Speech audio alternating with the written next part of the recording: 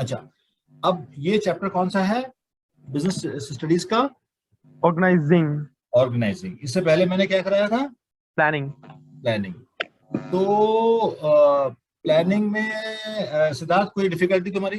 You want know me to know take sir, you? वो बहुत ही इजी सा चैप्टर है प्लानिंग, तो उसमें हाँ, तो कुछ प्लानिंग फिर भी डिफिकल्ट बेटर है, इजी ना। हाँ, है ना। नहीं। ये आगे के चैप्टर जितने हैं, प्लानिंग हो गया, ऑर्गेनाइजिंग हो गया, डायरेक्टिंग हो गया, कंट्रोलिंग हो गया, ये सारी चीजें जो है ना, ये मतलब जो कुछ हमने पहले पढ़ा है ना, उसी का ही एक डिटेल वर्जन है।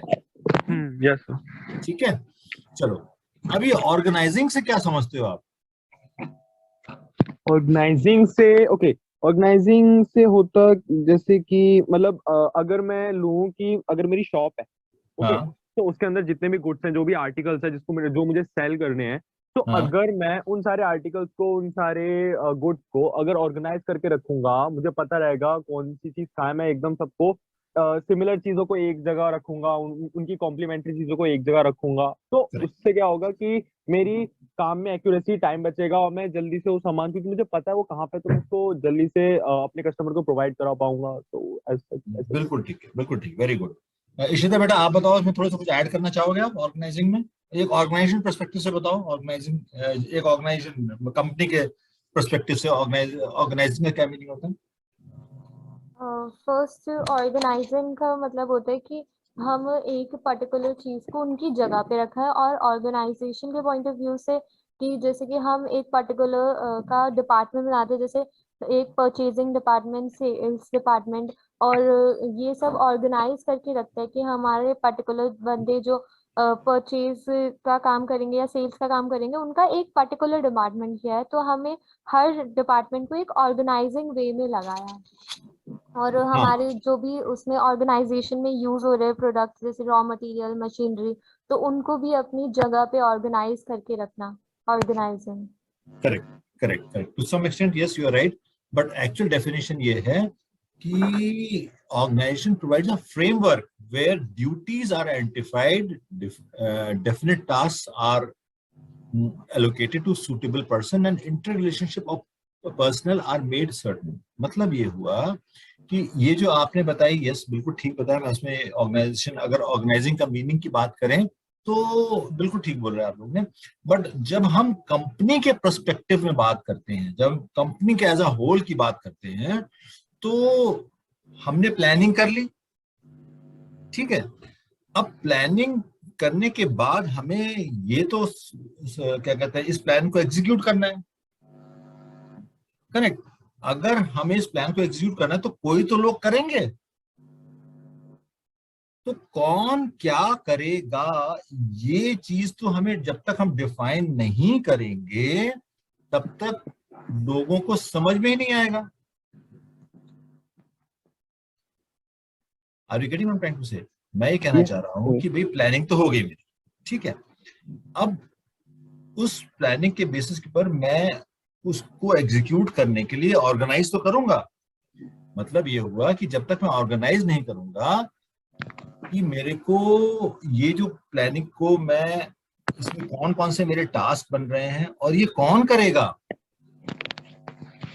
मतलब ये हुआ कि अगर मेरे को बिजनेस एक्सपैंड करना है तो मैंने क्या कहते हैं, उसमें एक प्लानिंग में मेरे ये है कि भाई एक फैक्ट्री और लगानी पड़ेगी मेरे को। तो मेरे को उसके अंदर अलग अलग टास्क होंगे कि भाई मशीनरी खरीदनी पड़ेगी, रॉ मटेरियल खरीदना पड़ेगा, एक एचआर के लोगों को बोलना पड़ेगा कि भाई सही बंदों को हम वहाँ पे हायर करो, सो दैट एटलीस्ट जो वहाँ पे लोग हैं वो क्या कहते हैं, काम ठीक तरीके से स्पेशलिस्ट हो, वो काम करें। इस तरीके की चीजें करनी पड़ेगी ना।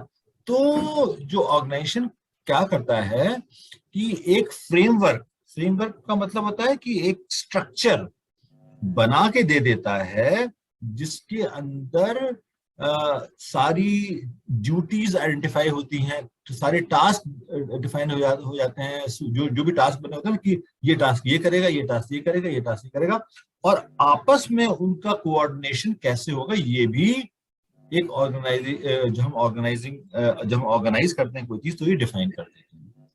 तो it is like this: organizing is the process of defining and grouping activities and establishing authority relationship among themselves। मतलब ये हुआ कि मैंने क्या किया कि एक ऑर्गेनाइज कैसे किया कि मैंने ग्रुप एक्टिविटी बना दी कि भाई ये ग्रुप ये काम करेगा, ये ग्रुप ये काम करेगा, ये ग्रुप ये काम करेगा, और उसमें उस क्या कहते हैं उस ग्रुप के अंदर अथॉरिटीज दे दी कि भाई तुम्हारा तुम्हारा तुम्हें इतनी पावर है, तुम्हें इतनी नहीं है। उसी ग्रुप के अंदर ही हमने हायरार्कीज बना दी कि भाई ये बंदा इसको रिपोर्ट करेगा, ये बंदा इसको रिपोर्ट करेगा, इस तरीके से आगे आएगी वो चीजें। तो एक और डेफिनेशन, एक और मीनिंग है इसका, organisation translate plans into action. जैसे मैंने बोला ना, प्लानिंग तो कर लिया, अब आपको एक्शन लेना है by deciding who will perform a particular task and how and where it will be perform. तो ऑर्गेनाइजिंग का मीनिंग समझ में आ गया तुम लोगों को? बहुत इंपॉर्टेंट है। जो तुम लोग ने बताया वो बिल्कुल ठीक है, बट वो एक छोटे रेफरेंस पर्सपेक्टिव से, शॉप के पर्सपेक्टिव से है। अगर हम कंपनी की बात जब करते हैं तो हमें इसीलिए प्लानिंग पहले करते हैं, उसके बाद ऑर्गेनाइज करते हैं, राइट? ये सारे हमारे क्या कहते हैं फंक्शंस है ना ऑर्गेनाइजेशन लेवल पे, है ना? तो ये चीज हमें बहुत इंपॉर्टेंट है कि प्लानिंग के बाद ऑर्गेनाइजेशन में, ऑर्गेनाइजिंग का मतलब क्या होता है कि हमें जो हमारे जो टास्क हमारे जो बन रहे हैं और क्या कहते हैं ऑर्गेनाइजेशन के ऑब्जेक्टिव को रीच करने के लिए, वो कौन करेगा, आपस में रिलेशनशिप कैसे होंगे, कहाँ पे ये टास्क कहाँ पे परफॉर्म होगा और कैसे परफॉर्म होगा, ये सारी चीजें एक इन सबको ऑर्गेनाइज करना पड़ेगा ना। क्या कहते हैं इसकी और एक definition, organisation is a structural relationship by which an enterprise is bound together and the framework in which individual effort is coordinated. वो एक तरीके से वही है कि सब लोग आपस में एक कोऑर्डिनेटेड तरीके से काम कर रहे हैं और इंडिविजुअल काम कर रहे हैं अपना अपना बिटवीन, क्या कहते हैं एक रिलेशनशिप आपको बता दी कि भाई यहाँ ये रॉ मटेरियल वाला डिपार्टमेंट है, ये क्या कहते हैं ये परचेज डिपार्टमेंट है, ये रॉ मटेरियल खरीदेगा, रॉ मटेरियल स्टोर होगा यहाँ, ये स्टोर ये इशू करेंगे प्रोडक्शन को, प्रोडक्शन वाले सामान बनाएंगे, सामान जो है क्या कहते हैं सेल्स वाले बेच देंगे उसको, और क्या कहते हैं फाइनेंस वाले पैसा कलेक्ट करेंगे और कंपनी को प्रॉफिट हो जाएगा। ये पूरा क्या कहते हैं एक तरीके से एक फ्रेमवर्क, एक स्ट्रक्चर तैयार हो जाता है, राइट? अब हम आगे चलते हैं। अब जो कुछ हम पढ़ रहे हैं ऑर्गेनाइजेशन की, अब इसकी इंपॉर्टेंस क्या क्या है, ये क्यों जरूरी है, क्यों करना चाहिए ऑर्गेनाइज, ये हम इसके बारे में पढ़ते हैं, है ना? नहीं, हम क्यों करें ऑर्गेनाइज, सवाल ये आता है। नहीं, ये बहुत इंपॉर्टेंट है। क्या इंपॉर्टेंस है इसकी कि इट बेनिफिट्स ऑफ स्पेशलाइजेशन। क्या होता है कि आपकी ऑर्गेनाइजेशन में स्पेशलिस्ट भी होते हैं, राइट? तो organisation leads to systematic allocation of job among the workforce. This reduce the workload as well as enhance productivity because of specialization as its specific worker doing a specific job on a regular basis। मतलब ये हुआ कि आपने अगर अपने यहाँ organise कर दी चीजें ढंग से, तो आपको पता चलता है कि भाई हाँ हम इस बंदे को ये एलोकेट करेंगे और वो काम वो हमेशा करता रहेगा, और करते करते वो स्पेशलिस्ट बन जाएगा उस काम में। आपने बंदे को काम दिया है, आप पहली बात तो आपने उसको देख के काम दिया कि हाँ भाई ये काम ये बंदा करेगा, ये काम ये करेगा। क्यों करेगा? क्योंकि आप वो बंदा इसमें स्पेशलिस्ट है, और जब वो आपकी ऑर्गेनाइजेशन में काम करेगा तो वो और ज्यादा आपकी ऑर्गेनाइजेशन के हिसाब से और स्पेशलाइज हो जाएगा। तो इसमें क्या हो गया कि हमें बेनिफिट मिल गया कि जो भी बंदे हैं अपने काम में करते करते वो स्पेशलिस्ट बन जाते हैं। तो इससे क्या होता है कि काम जल्दी होता है, क्या कहते हैं वर्कलोड जो है वो कम हो गया, प्रोडक्टिविटी ज्यादा बढ़ जाती है, बिकॉज जो बंदा स्पेशलिस्ट होगा वो जल्दी काम करेगा और अच्छा काम करेगा, रादर देन एक बंदे को पहले 2 दिन यहाँ काम करो, फिर वहां काम करो, फिर किसी और डिपार्टमेंट भेज दो, फिर किसी और डिपार्टमेंट, तो स्पेशलिस्ट बनेगा ही नहीं। ये सब नो, यस सर, है ना? सिद्धार्थ समझ में आ रहा है बेटा? नहीं समझ में आ रहा तो मेरे से पूछ लेना। नो सर, या हाँ हाँ आ रहा है सर, है ना? तो ये क्या कहते हैं तो हमारे हमें क्या, अगर हम ऑर्गेनाइज करेंगे तभी हमें जो स्पेशलाइजेशन है उसके बेनिफिट मिल पाएंगे। बेनिफिट क्या है कि काम जल्दी होगा और ठीक होगा, हमें कम मैन पावर लगेगी हमें, क्योंकि स्पेशलिस्ट है बंदा, उसको तो क्या कहते हैं सब सीखा सिखाया हुआ है, उसको एक्सपीरियंस है, वो फट कर देगा एज कम्पेयर टू क्या कहते हैं अगर हमने बंदे को अगर ठीक से ऑर्गेनाइज दिया कि आज तुम यहाँ कर लो, कल को किसी और डिपार्टमेंट चले जाओ, तो फिर इसको कहते हैं डिसऑर्गेनाइज्ड। ना, तो ऑर्गेनाइज करा में तो ये बेनिफिट होगा। क्लैरिटी इन वर्क रिलेशनशिप, बहुत ही क्लैरिटी होगी कि भाई क्या कहते हैं, ए को काम करना है, क्या कहते हैं, ए को बी को काम करना है एक इंस्ट्रक्शन पे, जो ए बोलेगा वो बी करेगा, बी क्या कहते हैं सी को काम करना है बी की इंस्ट्रक्शन से। तो बहुत ही कम्युनिकेशन लाइन बहुत ही क्लियर है, क्योंकि क्यों क्लियर है, क्योंकि ऑर्गेनाइज कर रखा है आपने। फॉर एग्जाम्पल प्रोडक्शन डिपार्टमेंट में आपने ऑर्गेनाइज कर दिया कि भाई क्या कहते हैं, हमें बॉस बोलता है, प्रोडक्शन हेड बोलता है भाई मेरे को तो 1000 पीस आज निकलवाने हैं, बस जैसे उसने ये स्टेटमेंट दी, सबने अपने प्लान के हिसाब से ये करना है, तुम्हें ये करना है, कम्युनिकेशन लाइन बिल्कुल क्लियर होगी। अगर ये ऑर्गेनाइज नहीं होगा तो पता चला कुछ लोग मशीन पे काम करने चले गए, थोड़ी देर बाद कहीं और चले गए, कहीं कोई पैकिंग में चला गया। जिसको जिसका काम है वो पता चल जाता है और कम्युनिकेशन बहुत ही क्लियर होता है। उसको ये पता है कि भाई जब इसका काम खत्म होगा तो मेरा काम शुरू होगा, फिर मेरा काम जब खत्म होगा तो दूसरे काम शुरू होगा। बहुत ही क्लियर अंडरस्टैंडिंग और रिलेशनशिप बन जाता है। होता है कि नहीं होता है ऐसा? और अगर डिसऑर्गेनाइज होगा तो बहुत प्रॉब्लम होगी। तो इसीलिए इंपॉर्टेंस बता रहे हैं कि अगर हम ऑर्गेनाइज नहीं करेंगे काम को, तो हमारे जो क्या कहते हैं जो रिलेशनशिप में कम्युनिकेशन है वो बड़ी क्या कहते हैं प्रॉब्लम होगी। कभी कोई कुछ बोलेगा, फिर कहेगा नहीं ऐसे इसको नहीं रहने दो, अब इसको ये टाइम ज्यादा लग रहा है, तुम दूसरा काम पकड़ लो, ऐसा कर लो, ये कर लो, मतलब एक कंफ्यूजन ज्यादा होगा। ठीक है। थर्ड पॉइंट क्या है? Optimum utilisation of resources. जो मेरे रिसोर्सेज हैं, under the process of organization, the entire work is divided into very small parts. There is an optimal utilization of all the available resources, for example, men, material, machine, etc. in the organization, prevents confusion and minimize wastage. अब same चीज है ऊपर में, इसमें क्या किया उसने कि रिसोर्सेज को यूज कर लिया है। मैंने इससे पहले आपको सिर्फ कम्युनिकेशन लाइन के ऊपर बताया था कि कम्युनिकेशन बड़ा क्लियर होगा, है ना, कि क्लैरिटी होगी कि भाई क्या कहते हैं मेरे को ये काम करना है, दूसरे उसको पता है कि यहाँ से कम्युनिकेशन आएगा, हाँ भाई इतना इतना पार्ट मैंने रेडी कर दिया, now you do the rest, वो कहेगा समझ जाएगा, इतना ही कम्युनिकेशन आएगा। आगे इतना वो उसमें वैल्यू ऐड करेगा, वो कहेगा अपने आगे वाले को दे देगा कि मैंने इसमें इतना ये चीज कर दिया, तुम आगे करो। तो क्लैरिटी है थी पहले वाले उसमें। और इसी तरीके से अगर मैं सेम चीज को ले लूं कि मटेरियल को और मेन को और जो मशीनरी है जो हमारी, उसमें भी क्या कहते हैं क्लैरिफिकेशन हो गया कि भाई उसको पता है कि बंदे को कि मेरे को यहाँ पे इनपुट मिलेगा और यहाँ मेरे को आउटपुट चाहिए।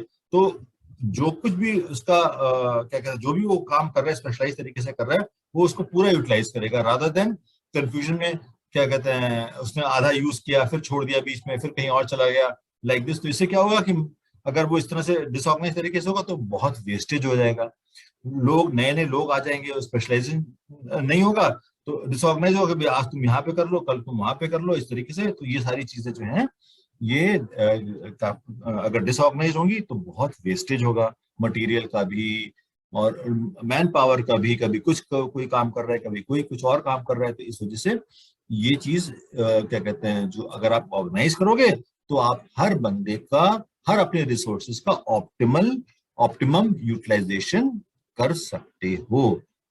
क्लैरिटी है बेटा? मैं तुम्हें दोबारा बताऊं उसमें। Yes sir. ठीक है इशिता? ओके आगे चले। Yes sir. Okay, adaptation to change. अब क्या होता है कि अगर आपने अपने ऑर्गेनाइजेशन में चीजों को ऑर्गेनाइज कर रखा है तो कोई चेंज कहीं से ड्यू टू एक्सटर्नल फैक्टर आता है, आप उसको अडेप्ट कर सकते हैं। अडेप्ट का मतलब पता है इशिता? अडेप्ट का मतलब पता है? मतलब उसको अपने अंदर हैबिट बना सकते हैं उसके। यूज टू हो मतलब जाना। अपनाना। हाँ मतलब हैबिट तो बाद में बनती है, पहले मतलब ये हो अपना लेते हो। कोई भी चेंज आएगा तो आप उसको अपने ऑर्गेनाइजेशन में अपना सकते हो। कोई भी बिजनेस एनवायरनमेंट में चेंज आता है ना, मान लो क्या कहते हैं एक चेंज आ गया, तो टैक्स का चेंज आ गया, या आपको क्या कहते हैं रॉ मटेरियल महंगा हो गया है, तो आपने कहा यार ऐसा है कि अगर रॉ मटेरियल महंगा हो गया तो फिर मेरे को प्रोडक्शन थोड़ा कम करना पड़ेगा, वेट कर लेते हैं सो दैट रॉ मटेरियल सस्ता हो, फिर हम ज्यादा प्रोडक्शन करेंगे। अभी बिजनेस देखो ना, चेंजेस इन बिजनेस एनवायरनमेंट, आपको इन बिजनेस एनवायरनमेंट मैंने पढ़ाया था, है ना?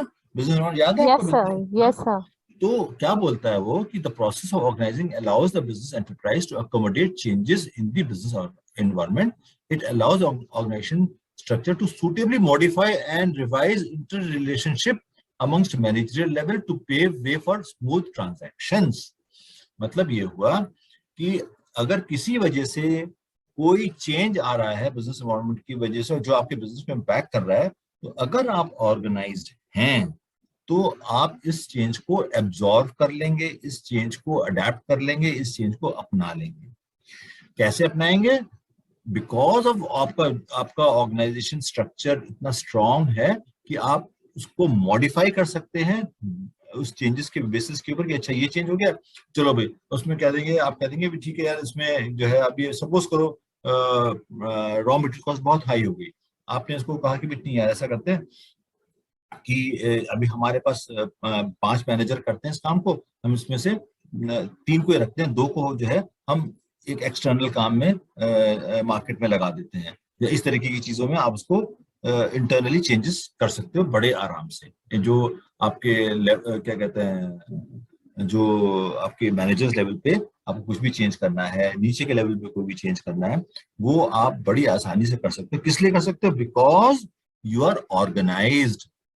आपने अपने प्रोसेसेस को, अपने पूरे सिस्टम को बहुत ऑर्गेनाइज कर रखा है कि भाई क्या कहते हैं, कुछ भी अगर चेंजेस होते हैं तो आप उन चीज को अडेप्ट कर लेते हो और अपने क्या कहते हैं मॉडिफाई कर लेते हो अपने जो आपने प्लान बनाया था, जो आपने स्ट्रक्चर बनाया था, ऑर्गेनाइजेशन स्ट्रक्चर बनाया, उसको मॉडिफाई कर लेते हो सो दैट आपका क्या कहते हैं जो मैनेजर लेवल पे आपका इंटर रिलेशनशिप जो है and revise inter relationship amongst manager level to pave the way for smooth transaction. कि वो ट्रांजेक्शन जो चल रही है वो ना आराम से चलती रहे, बिकॉज आपका क्योंकि ऑर्गेनाइज आपने सही तरीके से कर रखा था, इसलिए ये चीज पॉसिबल होती है.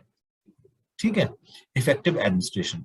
अब क्या होता है कि organisation provide clear cut description of job and related duties. क्या होता है कि आपने अपने जब आप उसको ऑर्गेनाइज कर रहे थे तो आपने क्लैरिफाई कर दिया ये भाई ये टास्क है, ये बंदा करेगा, यहाँ पे करेगा और इस तरह से होना चाहिए. सब कुछ बहुत क्लैरिटी थी. तो जब क्लैरिटी होती है और ऑर्गेनाइज होता है तो फिर उसका एडमिनिस्ट्रेशन जो है वो आसान हो जाता है. आपको पता है कि आपको क्या चीज मॉनिटर करनी है और आपका जो एडमिनिस्ट्रेशन है वो इफेक्टिव हो जाता है. This will help to avoid any kind of confusion and duplication of work. Clarity in working relationship enables proper execution of work. वही बात थोड़ा सा डिफरेंट तरीके से कही जा रही है कि क्योंकि आपने सब चीज डिफाइन कर रखी है इसलिए लोगों को कंफ्यूजन नहीं होता और आपने प्लान और ऑर्गेनाइज इस तरह से कर रखा है कि डुप्लीकेशन ना हो. बिकॉज आपके पास तो you are the organising authority. आपको पता चल रहा है कि कौन से टास्क हैं, कहाँ कहाँ हो रहे हैं, कौन कौन कर रहा है. आप देख रहे हो यहाँ पे तो डुप्लीकेट हो रहा है, नहीं इसको डुप्लीकेट यहाँ से हटा देते हैं, ये बंदा यही काम करेगा, इसको ये एक बंदा और लगा देते हैं, बट ये डुप्लीकेसी नहीं होनी चाहिए जॉब की. राइट. कोई भी टास्क आपने दिया आप उसको क्योंकि आपने एक ऑर्गेनाइज वे में आप काम कर रहे हो तो आप इमीडिएटली वो चीज पकड़ लेते हो कि कहाँ पे डुप्लीकेशन हो रहा है. कोई कंफ्यूजन तो नहीं. कंफ्यूजन क्यों नहीं है? बिकॉज सब चीज लेट डाउन है. जो भी वर्कर्स हैं आपको उनको पता है क्या करना है, जो मैनेजर्स हैं उनको पता है क्या करना है, सब कुछ क्लैरिटी है.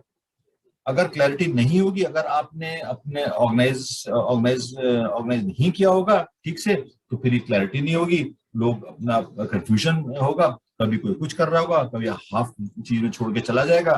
तो क्या कहते हैं फायर फाइटिंग एक तरीके से हो जाती है ना कि यार ये नहीं हुआ, सब लोग उसी में भाग गए, उधर की तरफ भाग गए उसको ठीक करने के लिए. तो ये कंफ्यूजन हो जाता है. ठीक है. Expansion and growth. Organizing helps in promoting growth and diversification and allows enterprise to take up the new challenges and further expansions. Again, ये एडवांटेज आपको क्या कहते हैं ऑर्गेनाइज करने पर मिल रहा है कि आपका ऑर्गेनाइजेशन का एक्सपेंशन और ग्रोथ बड़ी आसानी से हो जाता है. क्यों हो जाता है? बिकॉज आपने अपने बिजनेस को ऑर्गेनाइज किया. अब आपको लगा कि हाँ यार हम इसको और बेहतर बना सकते हैं या इस तरीके से डाइवर्सिफिकेशन कर देते हैं बिकॉज हमारे पास ये मैन पावर है, हमने ऑर्गेनाइज हम इस टाइम तो ऑर्गेनाइज कर दिया, हमें लगा कि हाँ यार इनको हम यहाँ से, इसमें से पहले 5 आदमी थे, हम इसको हटा के 3 आदमी कर देते हैं, और 2 आदमी जो है ये हम लोग नया क्या कहते हैं कुछ डाइवर्सिफिकेशन करें, वहां पे यूज कर लेते हैं।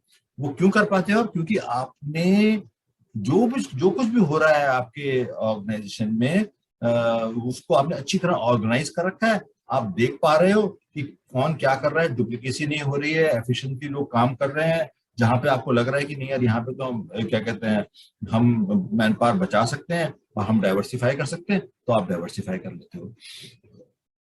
तो इससे क्या होता है कि अच्छा, या अगर आपको डाइवर्सिफाई नहीं भी करना होता है तो आप क्या करते हो, प्रोडक्शन बढ़ा देते हो। देखो यार ये बंदे तो हैं, ये क्या कहते हैं इनको हम हमारे हिसाब से डुप्लीकेसी बंद हो गई है, तो ये लोग प्रोडक्शन ज्यादा कर पाएंगे, बिकॉज टाइम ज्यादा होगा। पहले डुप्लीकेसी हो रही थी तो सेम काम 2 लोग कर रहे थे, अब वो चीज खत्म हो गई। तो एक पूरे प्रोडक्शन लाइन में कह लो या किसी और डिपार्टमेंट में कह लो, हम लोग आएंगे डिपार्टमेंट वाइज, फंक्शनल वाइज हम लोग पढ़ेंगे ऑर्गेनाइजिंग कैसे करी जाती है।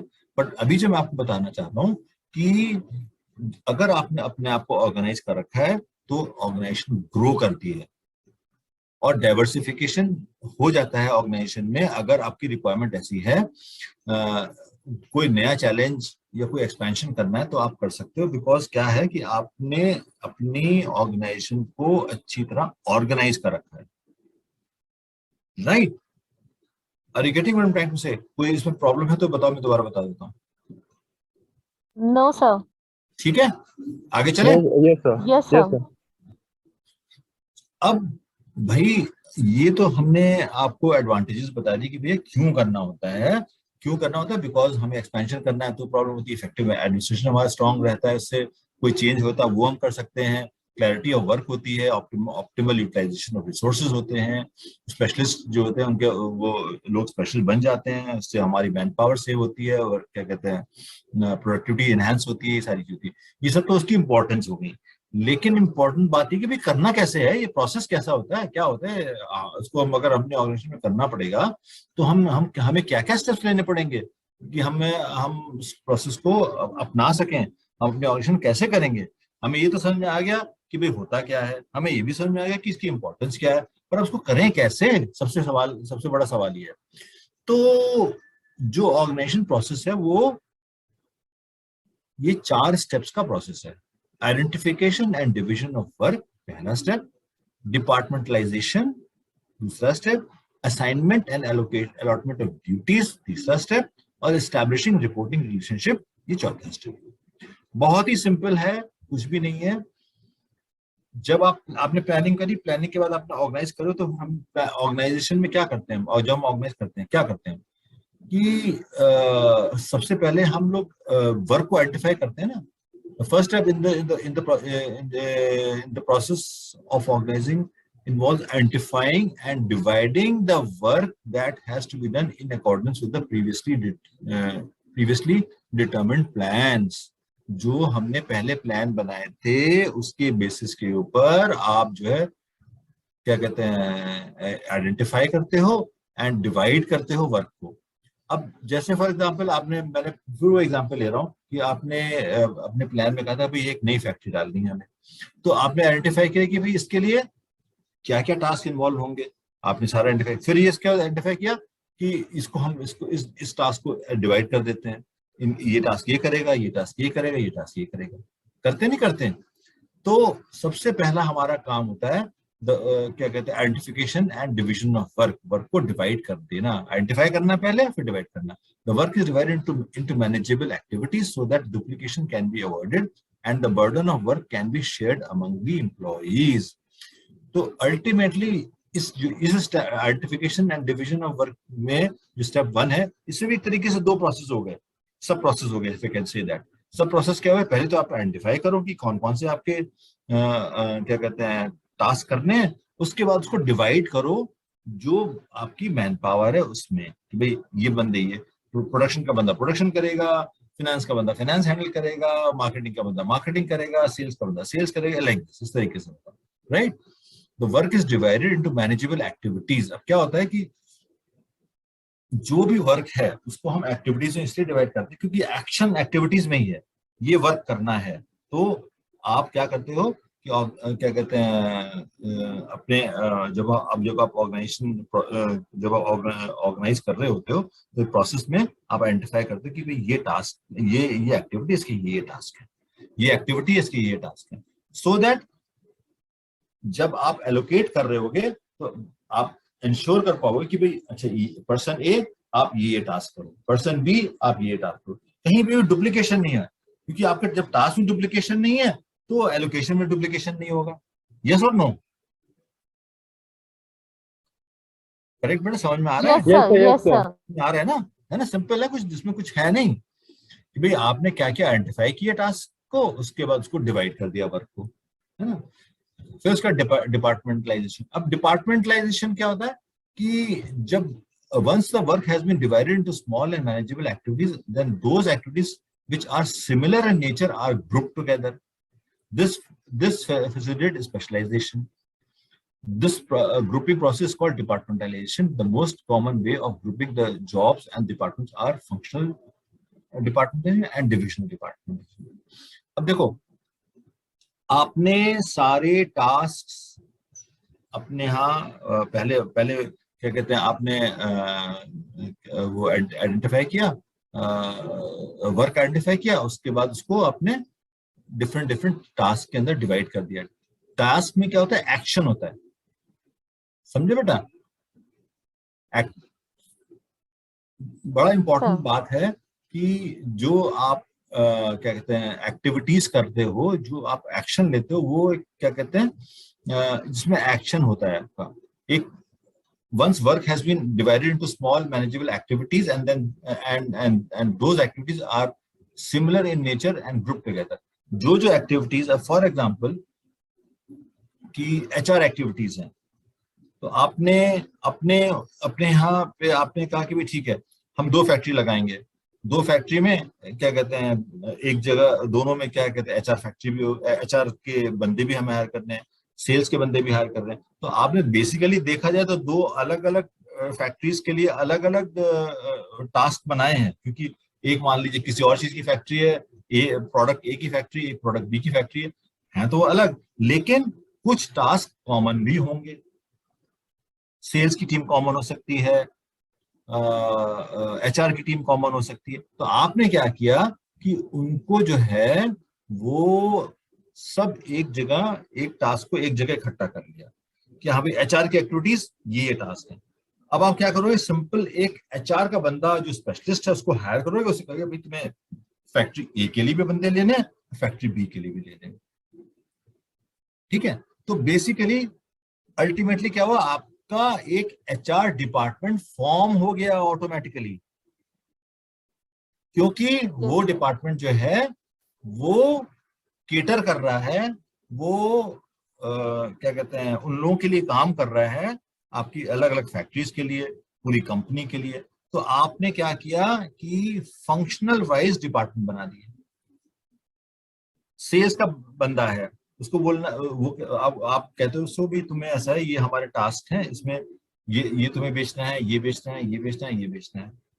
तो इसमें क्या है, सेलिंग हो रही है। तो आप क्या कर रहे हो कि एक सेल्स का डिपार्टमेंट आपने बना दिया, है ना, और उसको और सेल्स टीम को बोल दिया कि भाई ठीक है तुम लोगों को ये चीजें बेचनी है। तो जो आप उसके अंदर बंदे रखोगे वो स्पेशलिस्ट होंगे। आप प्रोडक्शन का बंदा तो सेल्स में रख नहीं लोगे, यस और नो? यस है ना। तो दिस फैसिलिटेट स्पेशलाइजेशन। तो डिपार्टमेंट में क्या हुआ, आप जब आप डिपार्टमेंटलाइजेशन कर देते हो तो आप इस पोजीशन में होते हो कि आप उस डिपार्टमेंट को हैंडल करने के लिए स्पेशलिस्ट ले आओ। स्पेशलिस्ट उसको क्या कहते हैं आके वहां पे उस डिपार्टमेंट का काम है वो कर सकते हैं। तो अगर हम डिपार्टमेंट की बात करें तो एक होते हैं फंक्शनल डिपार्टमेंट्स। तो जो अभी मैंने बता रहा था आपको, वो एक जैसे HR एक फंक्शन होता है, ह्यूमन रिसोर्स, वो फंक्शन हो गया। और एक होते हैं डिविजनल डिपार्टमेंट। फंक्शनल डिपार्टमेंट क्या होते हैं, under this method jobs related to common function are grouped under one department. For example sales job is grouped under sales department. मतलब ये हुआ कि आपने कहा कि भाई हमारी ऑर्गेनाइजेशन के अंदर जो सेल्स डिपार्टमेंट में है, जो सेल्स डिपार्टमेंट है वही सारी सेलिंग करेगा, चाहे वो फैक्ट्री ए की हो, बी की हो, सी की हो। This is one one one क्या कहते हैं मॉडल जो लोग अपनाते हैं कि अपने यहाँ अलग अलग फंक्शंस के डिपार्टमेंट्स बना देते हैं। एक एचआर फंक्शन हो गया, एक सेल्स फंक्शन हो गया, एक प्रोक्योरमेंट फंक्शन हो गया, एक एचआर फंक्शन हो गया, एक मार्केटिंग फंक्शन हो गया, एक आईटी डिपार्टमेंट हो गया। कहते हैं ना आईटी डिपार्टमेंट है, आईटी डिपार्टमेंट क्या करता है? सबको आईटी सर्विसेज प्रोवाइड करता है, चाहे वो यस सर। फैक्ट्री ए हो चाहे वो बी हो। तो आपने क्या किया कि सबको एक तरीके से फंक्शंस क्या कहते हैं फंक्शनल डिपार्टमेंट बना दिए। इनको बोलते हैं functional department. HR is a functional department, procurement is a functional department, like this. ठीक है बेटा? सिद्धार्थ समझ में आ रहा है बेटा? Yes sir. Yes sir, yes sir. Sir, हाँ हाँ बोलो बेटा। ये जो आपने अभी बताया कि जैसे कि फर्म ए और फर्म बी है और दोनों में जो कॉमन जैसे फर्म नहीं, परचेज। फैक्ट्रीज है, फैक्ट्रीज है। फर्म अलग हो जाती है, कंपनी अलग अलग की बात नहीं कर रहा हूँ मैं, कंपनी एक ही है। नहीं मतलब फर्म ए और फर्म बी है तो दो अलग उसमें अलग कंपनियां हैं। उसमें एक कॉमन डिपार्टमेंट आपने बताया ना, परचेसिंग नहीं नहीं डिपार्टमेंट। बेटा, एक मिनट मेरी बात समझो बेटा। फर्म की अगर बात करोगे ना आप, तो फिर वो फर्म एज अ कंपनी मानी जाती है। आप यस सर। हाँ, फर्म फर्म तो फर्म का मतलब होता है कि कंपनी। मैं कंपनी की बात नहीं कर रहा हूँ, मैं बात कर रहा हूँ कि कंपनी एक ही है, उसके अंदर उसकी दो फैक्ट्रियां हैं, तीन फैक्ट्रियां हैं, चार फैक्ट्रियां, कुछ भी हो सकती हैं। ठीक है बच्चे? Yes sir. और उसके अंदर जो क्या कहते हैं फैक्ट्री ए है मान लो, उसके अंदर एचआर के लोग भी चाहिए होंगे, क्या कहते हैं मैनेजर्स को रिक्रूट करने के लिए। उसके अंदर परचेज के बंदे भी चाहिए होंगे, रॉ मटेरियल परचेज करने के लिए। उसके अंदर सेल्स के बंदे भी चाहिए होंगे, सेल्स करने के लिए। उसके अंदर प्रोडक्शन के बंदे भी चाहिए होंगे, प्रोड्यूस करने के लिए। तो इस तरीके से आपकी अगर चार फैक्ट्रीज हैं तो चार जगह ऐसे बंदे चाहिए होंगे, यस और नो? Yes sir. ठीक है। अब मैं ये कह रहा हूं कि कंपनी कहती है कि भाई ऐसा करते हैं, हम फंक्शनल डिपार्टमेंट बना देते हैं। एचआर का फंक्शन एक है, सेल्स का फंक्शन एक है, प्रोक्योरमेंट का फंक्शन एक है। इस तरीके से हमने अलग अलग डिपार्टमेंट, आईटी का फंक्शन एक है। और ये सारे बंदे जो फंक्शनल हैं वो हर एक फैक्ट्री को सपोर्ट करेंगे। Yes sir. तो और इसकी, सर, हाँ बोलो बोलो। और जो बच गए उनका क्या? कौन बच गया बेटा? मतलब वो जो एक काम कर रहे हैं, जैसे सेल्स का कर रहे हैं, दो प्रोडक्ट्स बेच रहे हैं, तो हाँ उनका तो एक आपने डिपार्टमेंट बना दिया तो वो फंक्शनल डिपार्टमेंटलाइजेशन में आ गया। हाँ। और जो बच गए जो कॉमन नहीं है उनका क्या? कॉमन कौन से नहीं है? या तो फैक्ट्री में होंगे, और या वो क्या कहते हैं फंक्शनल में होंगे। अगर फैक्ट्री में है तो प्रोडक्शन में जाएंगे, प्रोडक्शन का तो अलग, हर हर फैक्ट्री का अलग अलग है, तो वो तो यस प्रोडक्शन में सर। चले जाएंगे, है ना? Yes sir. हाँ, और जो जो बच गए, चलो एक तो सपोज करो, भाई देखो एक एक बंदा अगर आता है ऑर्गेनाइजेशन में तो कहीं ना कहीं किसी न किसी काम के लिए आएगा वो। या तो सेल्स का बंदा होगा, या जी। प्रोडक्शन का बंदा होगा, या सेल्स या एचआर का बंदा होगा, या प्रोक्योरमेंट का, कोई ना कोई तो फंक्शन उसकी उसका स्पेशलाइजेशन होगा, कोई ना कोई तो एक्सपीरियंस होगा ना उसका। Yes sir. तो मैं ये समझाने की कोशिश कर रहा हूँ कि डिपार्टमेंट के अंदर की कंपनी के अंदर फंक्शनल डिपार्टमेंट्स बनाए जाते हैं जो कि सिर्फ उसी फंक्शन को हैंडल करते हैं,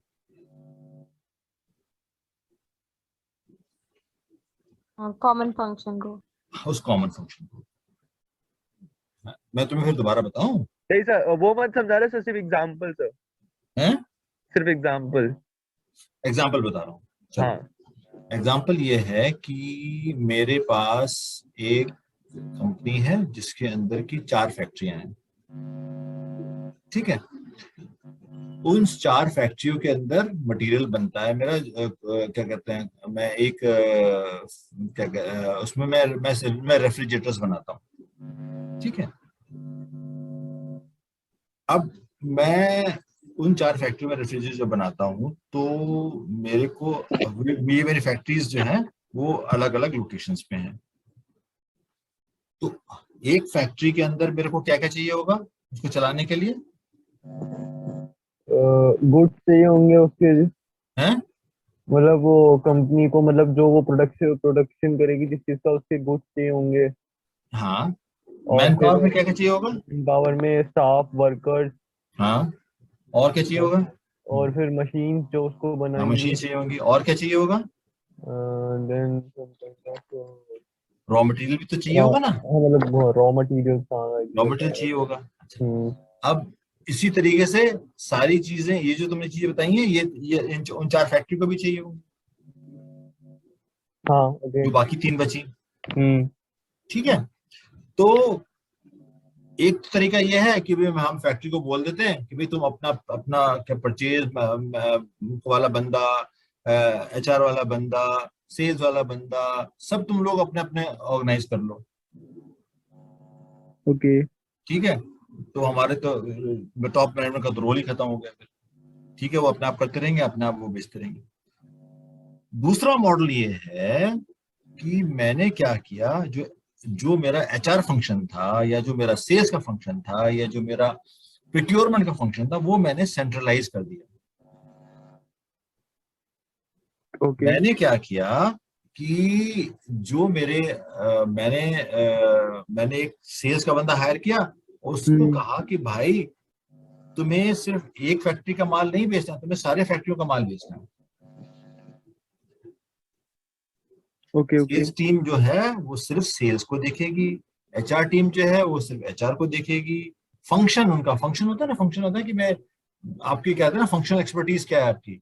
हम्म। तो बंदे मान लो MBA करते हैं, उसके बाद वो सेल्स में स्पेशलाइजेशन करते हैं, तो वो क्या सेल्स फंक्शन में चले जाते हैं। कुछ बंदे HR में स्पेशलाइजेशन करते हैं, तो क्या हो जाते हैं, HR फंक्शन में चले जाते हैं ऑर्गेनाइजेशन। हम्म। ऐसा होता है नहीं होता यस, यस। है ना? तो इसको बोलते हैं फंक्शनल डिपार्टमेंटेशन। मतलब मैंने डिपार्टमेंट्स बनाए और ये सारे फंक्शंस के डिपार्टमेंट्स हैं, और इनमें जो उस एक्सपीरियंस के, उस फंक्शन के एक्सपीरियंस के लोग हैं, उसको अंदर मैंने रिक्रूट करा। इशिता बेटा, समझ में आ रहा है? Yes sir. क्लैरिटी है ना? नहीं क्लैरिटी पूछ लेना, बट अभी अभी अभी इसको क्लैरिटी नहीं थी सिद्धार्थ को। सिद्धार्थ बेटा, आप बताओ फिर, ये क्लैरिटी हुई? हाँ सर, हाँ सर, मतलब जो भी क्या कहते हैं, लोग हैं जो सेम फंक्शनैलिटी के हैं, उन सबको एक ग्रुप में लाना है ना। हाँ, हाँ, सेम फंक्शनैलिटी का मतलब क्या हुआ? जो मतलब जो आपने एग्जांपल दिया, जितने भी लोग सेल्स में मतलब जो भी सेल्स करते हैं एक कंपनी में, और जो भी सेल्स का जिनका भी मतलब एक्सपर्टीज है सेल्स में, तो वो सब, हम्म। हम्म। तो वो हाँ। सारे एक ही ग्रुप में हैं। और जैसे कोई और किसी चीज में कोई स्पेशलिस्ट है, तो वो उस चीज को करेगा, वो उसका अलग ग्रुप होगा। तो मतलब हर एक क्या कहते हैं तरह के मतलब फंक्शन का अलग अलग ग्रुप होता है कंपनी में, जो उसी फील्ड में मतलब ऐसा एक्सपर्टीज होते हैं, वो करते हैं। हम्म। कभी आप किसी कंपनी में विजिट करा है आपने? तो नो सर। किसी किसी ऑफिस में विजिट किया है? Yes sir. कौन से ऑफिस में विजिट किया है बताओ? ऐसा देर वाज जब जिसमें जिसमें जिसमें थोड़ा मतलब वो होता हो, क्या कहते हैं, मैन्युफैक्चरिंग होती हो, इस तरह की चीजें हो, या चलो मैन्युफैक्चरिंग नहीं भी हो तो भी हो सकता है। मैं आपको एग्जांपल बताऊं, कौन से ऑफिस में विजिट किया? वो हल्दीराम ऐसा काइंड ऑफ था कुछ। चलो, है, ठीक है। हम्म। हल्दीराम में ऑफिस, मैं उस तरह वो एग्जांपल ले लेता हूँ। अब जब आप हल्दीराम के ऑफिस में गए होगे, जो उनका, मैं शॉप की बात नहीं कर रहा हूँ, या मैं ऑफिस की बात कर रहा हूँ। हम्म। तो उनके ऑफिस में आप डेफिनेटली, उन्होंने फ्लोर वाइज या एरिया वाइज डिफरेंशिएट करोगे कि भाई ये परचेज डिपार्टमेंट है मेरा, ये मेरा HR डिपार्टमेंट है मेरा, ये मेरा IT डिपार्टमेंट है। इस तरह से कर रखा था, नहीं कर रखा था? हाँ सर, यस सर, क्लोज। है? हाँ सर, यस सर। किया था ना? हाँ हाँ, ओके। ये क्या है, IT, HR, सेल्स, परचेज, ये सब फंक्शंस है कि नहीं है? Yes sir. इस तो हल्दीराम ने उसको एज इन सबका डिपार्टमेंट बना दिया। फंक्शन, इन फंक्शन का डिपार्टमेंट ही तो है, ये एचआर डिपार्टमेंट है, ये सेल्स डिपार्टमेंट है, इस तरह से करते नहीं करते हैं? Yes sir. ठीक है ना? तो आपको एक तरीके से ग्रुपिंग कर दी उन्होंने कि भैया सेल्स के सारे बंदे यहाँ पे बैठेंगे, एचआर के बंदे यहाँ पे बैठेंगे, ये उनका ये एचआर का डिपार्टमेंट है, ये इसका डिपार्टमेंट है, लाइक इस तरीके से फंक्शन डिपार्टमेंटेशन कर दिया, सिंपल है। अब क्या है, नेक्स्ट इज डिविजनल डिपार्टमेंट। अब क्या होता है कि कुछ ऑर्गेनाइजेशन कहती हैं कि भाई या तो हम फंक्शनल फॉलो करेंगे या डिविजनल का। डिविजनल डिपार्टमेंट क्या होता है कि मेरे पास, मान लो आपने एक कंपनी का नाम सुना है, गोदरेज? हाँ यस सर। गोदरेज का नाम सुना है? ये सर लॉक्स। गोदरेज के लॉक्स आते हैं, और क्या बनाते हैं? अच्छा अलमीराज। हैं? लॉक्स, अलमीरा। अलमीराज तो एक है, और भी क्या, और भी कुछ बनाते हैं, वो 3-4 चीजों में है। हाँ सर, उनके जो भी इलेक्ट्रिक अप्लायंस होते हैं, as a washing machine type kind of thing, very वो भी गुड। और भी क्या बनाते हैं वो? देन एसीज है, कलर्स। वेरी गुड, एसीज बनाते हैं, है ना? हाँ, और क्या होता है? रेफ्रिजरेटर्स, एसीज, ये सब बनाते हैं, नहीं बनाते हैं? और चलो अज्यूम करते हैं कि चलो ये दो चीजें बनाते हैं, ठीक है? तो अब ये दोनों चीजें बिल्कुल अलग अलग हैं, correct? In the sense that एक है आपके लॉक्स और अलमीराज, ये सब तरह के, और एक है आपका रेफ्रिजरेटर्स, इलेक्ट्रॉनिक आइटम्स या electrical items, if I can say that, है कि नहीं है? Yes sir. तो इन दोनों डिपार्टमेंट की रिक्वायरमेंट्स जो हैं वो अलग अलग होंगी। आपको लॉक्स वाले में एक जो स्पेशलिस्ट चाहिए होगा, वो उसने इसका इस तरीके का काम कर रखा हो, लॉक्स का, अलमीराज का, इसकी प्रिक्योरमेंट अलग तरीके की होगी। और जो आपके रेफ्रिजरेटर हो गए या एसीज हो गए, इस तरीके की जो इलेक्ट्रॉनिक अप्लायंसेस हैं, वाइट गुड्स बोलते हैं वैसे इनको, कि ये वाइट गुड्स में इनके लिए आपको एक डिफरेंट तरीके के बंदे चाहिए। तो ऑर्गेनाइजेशन सोचती है कि भाई मैं इनको कंबाइन क्यों करूं, ये मेरे प्रोडक्ट वाइज हम इनको अलग अलग कर देते हैं। हम आगे बढ़ेंगे कि अलग अलग करने में क्या नुकसान है और क्या फायदे हैं, और एक साथ रखने में क्या नुकसान और क्या फायदे, हम आगे बढ़ेंगे। बट अभी जो मैं तुम्हें बता रहा हूं कि ऑर्गेनाइजेशन क्या करती हैं कि प्रोडक्ट वाइज उनका सब कुछ अलग होता है। एचआर भी अलग होगा, सेल्स भी अलग होगा। अब एक सेल्स का बंदा है, मान लो, वो ऐसा थोड़ी कि ताले भी बेचेगा और फ्रिज भी बेचेगा, ऐसा हो सकता है भला? No sir. Ishita, no sir. है ना? तो आप अप्रिशिएट कर रहे हो ना कि भाई उनका डिपार्टमेंट अलग होना चाहिए, सेल्स का डिपार्टमेंट अलग होना चाहिए, प्रोक्योरमेंट भी अलग होनी चाहिए, इसी तरीके से। तो ये क्या है, ये डिविजनल डिपार्टमेंटेशन है कि एक मेरा वाइट गुड्स का डिवीजन है, एक मेरा लॉक्स एंड अलमीराज का डिवीजन है। इसके बेसिस के ऊपर मैंने जो है अपने ऑर्गेनाइजेशन के प्रोसेस मतलब अपने ऑर्गेनाइजेशन में इस तरह से डिवीजन कर रखे हैं। तो when an organisation is producing more than one type of products, then they prefer divisional department. Under this, jobs related to one product are grouped under one department. ठीक है, ये क्लैरिटी हो गया? यस बहुत सर। इंपॉर्टेंट है बेटा, क्योंकि आगे का सारा चैप्टर इस पे बेस्ड है। अगर आपको डिपार्टमेंटल और फंक्शनल डिपार्टमेंटेशन का मतलब नहीं समझ में आया है, तो आपको आगे का चैप्टर में समझने में परेशानी होगी। तो ये क्लैरिटी हो गई ना कि एक प्रोडक्ट बेस्ड है, एक मेरा फंक्शन बेस्ड है ना? Yes sir. अच्छा, अब मेरा एक आंसर करो कि मेरी एक कंपनी है जो सिर्फ क्या कहते हैं, वॉशिंग सोप्स और डिटर्जेंट्स वगैरह ही बनाती है। तो मेरे को फंक्शनल डिपार्टमेंट ज्यादा सूट करेगा या डिविजनल डिपार्टमेंट ज्यादा सूट करेगा? फंक्शनल सर, वो क्योंकि वो सिर्फ वो क्या कहते हैं, वो जो भी वो है तो। हाँ, वेरी गुड। क्यों? क्योंकि सिर्फ मेरा एक ही प्रोडक्ट है, वही हाँ। बेचना है मेरे को, है ना? करेक्ट। और अगर मेरा एक फैक्ट्री जिसके अंदर दो डिफरेंट तरीके की चीजों को बनाता हूं मैं, तो इसके लिए मेरे को डिवीजन चाहिए।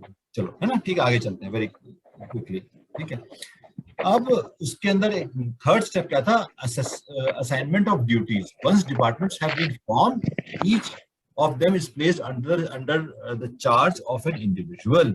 जिसको हम डिपार्टमेंट हेड बोलते हैं। Jobs are then allocated to the members of each department in accordance with their skills and competencies.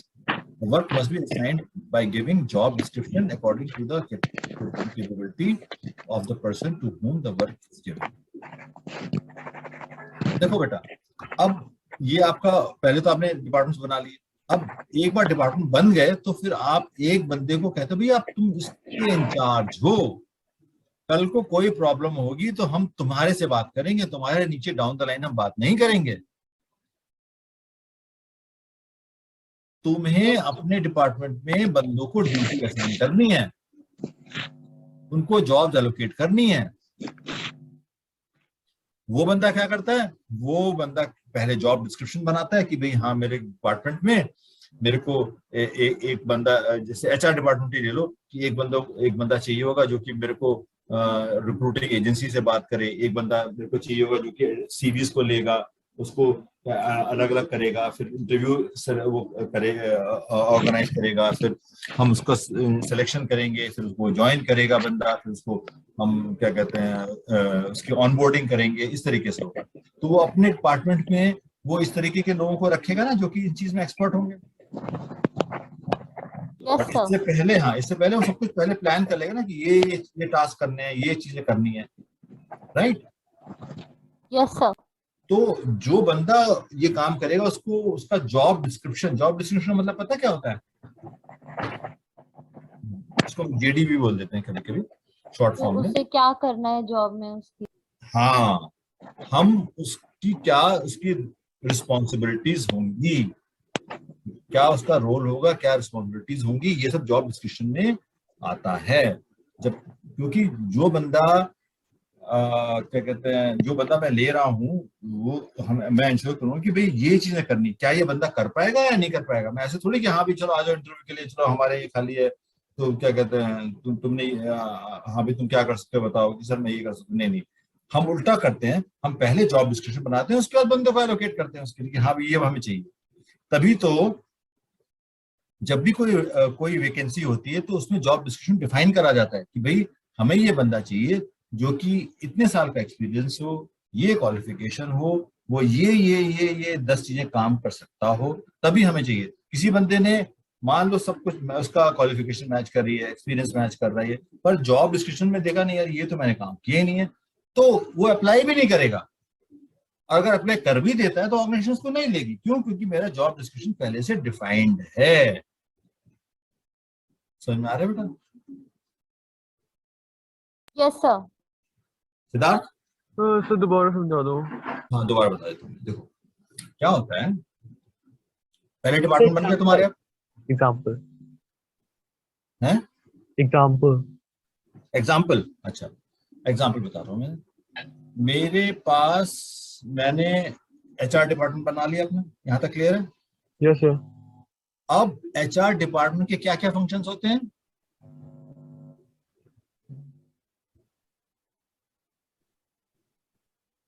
HR department क्या करता है बच्चे?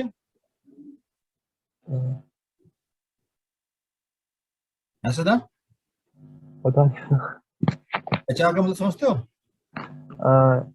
No sir. अच्छा चलो, एचआर इज ह्यूमन रिसोर्स। अच्छा, ह्यूमन रिसोर्स, ओके। एक कंपनी के अंदर एक डिपार्टमेंट ऐसा होता है, इसको हम ह्यूमन रिसोर्स डिपार्टमेंट बोलते हैं या एचआर डिपार्टमेंट बोलते हैं। उसका क्या काम होता है? इसी का क्या काम होता है एचआर डिपार्टमेंट का? लोगों को हायर करना। लोगों को हायर करना। वेरी गुड सिद्धार्थ, बेटा समझ रहे हो? अच्छा हाँ, यस सर, ओके। तो एक डिपार्टमेंट होता है, एक ऑर्गेनाइजेशन कई सारे, मैंने अभी एग्जांपल बताया था ना तुम्हें कि तुम हल्दीराम गए, वहां तुम्हें क्या कहते हैं अलग अलग डिपार्टमेंट्स मिले, यस और नो? यस सर, हाँ सर। तो उसमें एक एग्जांपल के तौर पे एक एचआर डिपार्टमेंट भी होता है ना? HR department stands for human resource. Human resource. Human resource का मतलब क्या होता है? को मतलब एज अ वर्कर्स प्रोवाइड कराता है स्टाफ मेंबर्स या फिर जो भी मतलब मैन पावर जो काइंड ऑफ थिंग्स हाँ कुछ। बिल्कुल, वो डिपार्टमेंट की जिम्मेदारी होती है कि ऑर्गेनाइजेशन में जिस जिस डिपार्टमेंट में जितने जितने लोगों की जरूरत है वो उनको प्रोवाइड करेगा। प्रोडक्शन वाला कहता है कि मैडम, प्रोडक्शन डिपार्टमेंट का हेड कहता है मैडम मेरे को, एचआर डिपार्टमेंट को बोलता है मैडम मेरे को, HR department normally females handle करती है बट नॉट नेसेसरी, मैं एक एग्जांपल दे रहा हूँ तुम्हें। तो वो कहता है कि वो रिक्वेस्ट भेजता है कि मेरे को 2 असिस्टेंट प्रोडक्शन मैनेजर चाहिए, उनकी ये क्वालिफिकेशन होनी चाहिए, उनका ये एक्सपीरियंस होना चाहिए, उनका ये उनका जॉब डिस्क्रिप्शन है, ठीक है। Yes sir. तो अपने आप तो क्या कहते हैं लोगों को हायर करेगा नहीं प्रोडक्शन डिपार्टमेंट वाला, वो रिक्वेस्ट इसको भेजेगा। क्या सर, एचआर वाला? है हेलो हाँ हेलो सर। हाँ, मैं कह रहा हूँ कि प्रोडक्शन वाले बंदे को 2, प्रोडक्शन हेड था उसको कह रहे हैं मेरे को 2 असिस्टेंट प्रोडक्शन मैनेजर चाहिए, हाँ सर। तो वो रिक्वेस्ट इसको भेजेगा, एचआर। एचआर को भेजेगा ना। एचआर वाले क्या करेंगे, उसका जो जो उसने रिक्वेस्ट भेजी उसका जॉब डिस्क्रिप्शन वगैरह इसके बेसिस के ऊपर वो हाँ। बाहर से बंदे को लाने की कोशिश करेंगे। Yes sir. तो अब क्या है कि सिर्फ उनका बंदे को वहां से बाहर से ले आना ऐसा तो नहीं होता, उनका तो लाने के लिए पूरा प्रोसेस होता है। प्रोसेस क्या क्या होता है कि भाई जो वो उन्होंने जो जेडी दिया है वो बाहर जो क्या कहते हैं, चाहे वो न्यूज़पेपर हो चाहे वो रिक्रूटिंग एजेंसी हो, उनको भेजेंगे, एक बंदा भेजेगा, फिर वहां से वो सीवी भेजाएंगे, सीवी रेज्यूमेज आएंगे, फिर एक बंदा उसको देखेगा, हाँ भाई ये कुछ ठीक लग रहे हैं, ये हमारे जॉब डिस्क्रिप्शन फिट नहीं हो रहे हैं, इनको हटा देगा, इस तरीके से करेगा। फिर क्या कहते हैं उनको इंटरव्यूज जाएंगे, लेटर जाएंगे, फिर उनको बुलाया जाएगा, उनका इंटरव्यू होगा। तो ये सारे टास्क है नहीं है एचआर डिपार्टमेंट के। हाँ सर। है ना। तो जब आप क्या कर रहे हो कि इन टास्क के अगेंस्ट में जो लोगों को ड्यूटीज दे रहे हो कि भाई देखो तुम्हारा काम ये भेजना है, तुम्हारा दूसरे वाले से बोलो तुम्हारा काम वहां से रिस्पॉन्स जब आएंगे तुमको सॉर्ट आउट करना है, तीसरे वाले को बोलो भी तुम्हें इंटरव्यूज ऑर्गेनाइज करने हैं, तो क्लैरिटी होगी ना विद इन डिपार्टमेंट। हाँ सर, बिल्कुल सर। जिसकी जो स्किल्स हैं, जिसकी जो कॉम्पिटेंसी, उसके बेसिस पर आप काम एलोकेट करते हो। बिल्कुल सर। है ना, नहीं समझ में आ रहा, दोबारा बता देता हूँ मैं। नो सर, आगे सर। हाँ आगे। असाइनमेंट ऑफ ड्यूटीज इस तरीके से हो जाती है ना। हाँ सर। अब उसके बाद आता है कि इस्टेब्लिशिंग रिपोर्टिंग रिलेशनशिप, कि भाई एक डिपार्टमेंट में 10 लोग हैं तो कौन किसको रिपोर्ट कर रहा है, अदरवाइज अगर सब कोई किसी को रिपोर्ट नहीं करेगा तो कोई किसी की बात नहीं मानेगा, कोई किसी की बात नहीं मानेगा तो कंफ्यूजन होगा, लड़ाइयां होंगी, लोग कहेंगे नहीं हम क्यों माने तुम्हारी बात। तो इसीलिए डिपार्टमेंट में हमेशा एक रिपोर्टिंग रिलेशनशिप होती है। मतलब ये हुआ कि एक बंदा किसी अपने सीनियर बंदे को जरूर रिपोर्ट करेगा, वो बंदा फिर किसी और सीनियर बंदे को रिपोर्ट करेगा, इस तरीके से करते करते वो हायरार्की टॉप मैनेजमेंट तक आ जाती है। हो सकता है उस बंदे को नीचे वाला कोई बंदा रिपोर्ट कर रहा हो। तो ये चीजें बहुत ही क्लियर हो जाती हैं। से फॉर एग्जांपल एक जनरल मैनेजर है एचआर का, उसके नीचे एक एचआर का मैनेजर है, उसके नीचे एक बंदा उन्होंने ले लिया असिस्टेंट कि भाई तुम क्या करोगे, जो जॉब डिस्क्रिप्शन आएगा इसको तुम जो है जो एचआर एजेंसीज है उनसे बात करके और वहां से रिज्यूमे मंगवाओगे, करेक्ट। तो जो बंदा ये काम कर रहा है वो रिपोर्ट किसको कर रहा है, जो बंदे काम करेगा वो तो एचआर को रिपोर्ट करेगा ना सर। एचआर में किस किस किस लेवल पे बंदा कर रहा है, मैंने अभी बताया। इशिता बताओ बेटा किसको रिपोर्ट कर रहा है, वो करेगा वो एचआर डिपार्टमेंट में है। HR department. हाँ एचआर डिपार्टमेंट में मैंने बोला एक एचआर डिपार्टमेंट एक जनरल मैनेजर है टॉप जो उसको हेड कर रहा है, उसके नीचे एक एचआर मैनेजर है और उसके नीचे एक असिस्टेंट है जो कि काम करना है, उसका काम ये है कि वो जो मैनेजर ने उसको बोला कि भाई ये हमें ऐसे जॉब डिस्क्रिप्शन के बेसिस के ऊपर तुम लोगों से जो एजेंसीज हैं जो बंदे सब देती हैं उनसे तुम रेज्यूमे बनवा लो। तो उसकी हम्म। रिपोर्टिंग किसको है? सर जो मतलब जो कंपनीज हैं वो जिसको बताएंगी या फिर जो मैनेजर है वो जिसको बताएगा? हाँ, तो रिपोर्टिंग रिलेशनशिप हो जाती है ना बेटा, कि जो वर्कर है या जो असिस्टेंट है वो मैनेजर को रिपोर्ट कर रहा है, मैनेजर किसको रिपोर्ट कर रहा है? अच्छा को। एचआर में। एचआर में अब एचआर तो एक पूरा डिपार्टमेंट है, मैंने डेजिग्नेशन बना दिए ना बच्चे, कि एक जो हेड कर रहा है डिपार्टमेंट उसका वो है जनरल मैनेजर एचआर। उसके नीचे 3 मैनेजर्स हैं, manager A HR, manager B HR, manager C HR. उनके अलग अलग फंक्शंस हैं। उन मैनेजर ए के अंदर एक बंदा है जो कि एक्सटर्नल बंदों से बात करता है, तो वो रिपोर्ट करेगा किसको? मैनेजर को। मैनेजर रिपोर्ट करेगा जनरल मैनेजर को। तो ये हायरार्की बन जाएगी ना, तो तो रिपोर्टिंग। मतलब नहीं, ओके, जनरल मैनेजर एक है, ठीक है, हाँ, जनरल मैनेजर एचआर, उसके बाद कौन सा एचआर है, क्या कहते हैं? उसके अंडर में बेटा हाँ, उसके अंडर में कौन सा एचआर है? Manager HR. मैनेजर एचआर, और उसके जनरल बाद फिर मैनेजर बड़ा होता है ना मैनेजर से। हाँ हाँ, ओके। हायरार्की पता है बेटा? No sir. है ना, जो ऑर्गेनाइजेशन में हायरार्की होती है ना, मैंने तुम्हारा top management, middle management, lower management ये बताया था ना।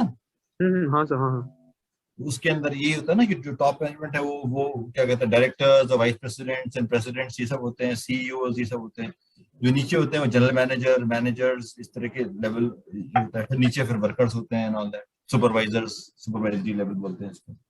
हाँ हाँ सर। तो फिर वही मैं बताने की कोशिश कर रहा हूँ तुम्हें कि when two or more than two people work for the attainment of common goals, their interrelation must be defined very clearly. Everybody should know who is his superior and who is his subordinate, and that is superior subordinate relation must be established. मतलब ये हुआ कि एक जब organisation में एक department बनता है, डिपार्टमेंट, उस डिपार्टमेंट में लोगों को बहुत ही क्लियर होती है, जो जितने भी लोग काम कर रहे हैं, 10 लोग, 20 लोग, 50 लोग, जितने भी काम कर रहे हैं, उनको इस बात की क्लैरिटी होती है कि उनका बॉस कौन है और वो किसके बॉस हैं। अगर ऐसा नहीं होगा तो इनफैक्ट मैंने तुम्हें इससे पहले चैप्टर्स में भी पढ़ाया था कि रिपोर्टिंग, डुअल रिपोर्टिंग हो जाती है तो कंफ्यूजन हो जाता है एंड ऑल दैट। तुम लोग को याद है? तुम लोग को मैंने यस सर। ना, तो सेम चीज यहाँ पे आ रही है। याद आया सिद्धार्थ? हाँ हाँ हाँ सर, बिल्कुल। आगे चले? हाँ बिल्कुल सर। चलो, अब हम बात करते हैं ऑर्गेनाइजेशन स्ट्रक्चर की। ऑर्गेनाइजेशन स्ट्रक्चर का मीनिंग क्या है? Organisation structure may be defined as a network of job positions, responsibilities and authorities at various level which form a basis for managers and other employees for performing their function. According to Hurley, organization structure are the patterns of relationship among the various positions in a firm and among the various people occupying the position. देखो, organisation structure क्या होता है पता है?